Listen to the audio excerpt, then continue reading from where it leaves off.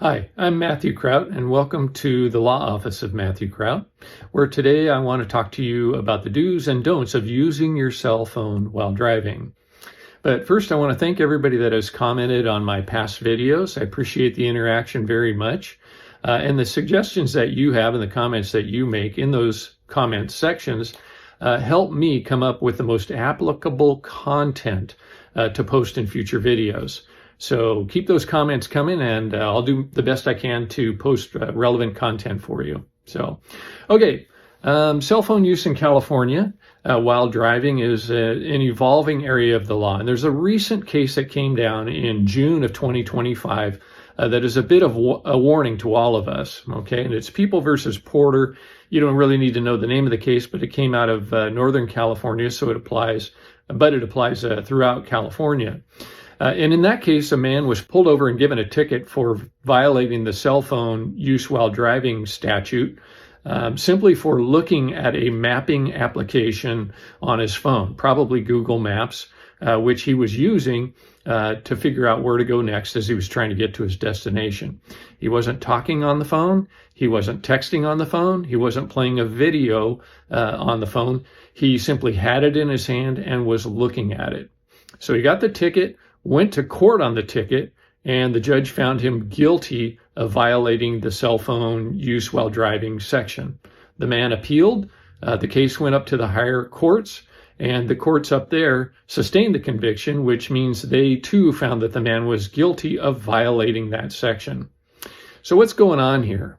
Well, first of all, there's a specific vehicle code section at play, and it's Vehicle Code Section 23123.5, which holds that a person is prohibited from holding and operating, got to do both, a handheld wireless phone, in other words, a cell phone, while driving, unless it is used in a hands-free and in a voice-activated manner, okay?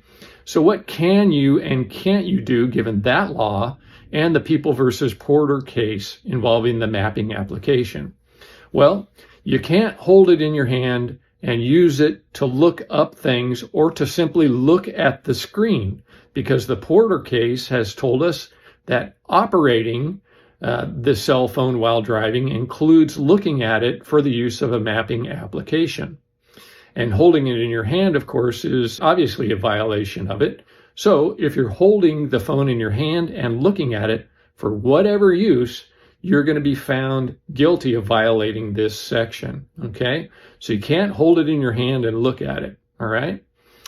So what do? First of all, you've got to have your phone in a hands-free, voice-activated manner or application.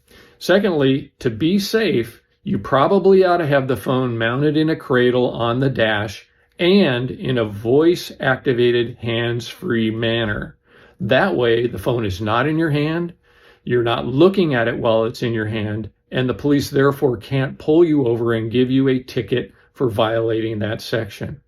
More importantly, if you use the phone in that manner, you can't be convicted of violating Vehicle Code Section 23123.5 because you're not holding it and operating it if it's on the cradle in a voice-activated mode, okay? All right, so I hope that clears it up a little bit for you.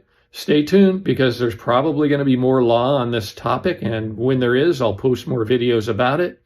Meanwhile, if you have questions about a cell phone ticket you've got or want to talk about anything else that's going on court-wise in your life, give me a call, 805-723-0711. And as always, please keep your comments coming. I love the comments and try to respond to them as best I can. All right, have a great day.